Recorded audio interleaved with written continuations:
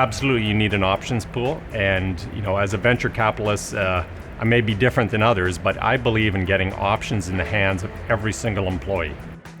I want everybody to be focused on the long-term objectives of the organization.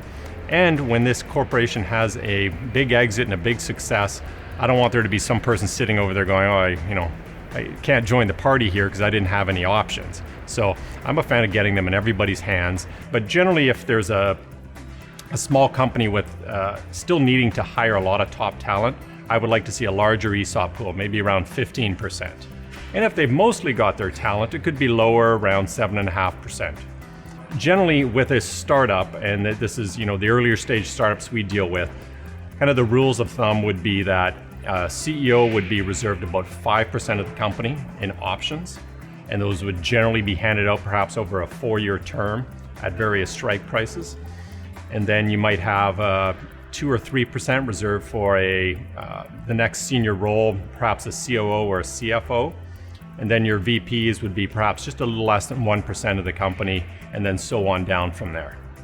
And where possible, I like to see them not only linked to time. With many of our companies, we've kind of, they may look a little complex, but we've had option pools where we've been able to allocate a certain amount of them towards just their tenure with the company, and others towards achieving specific milestones.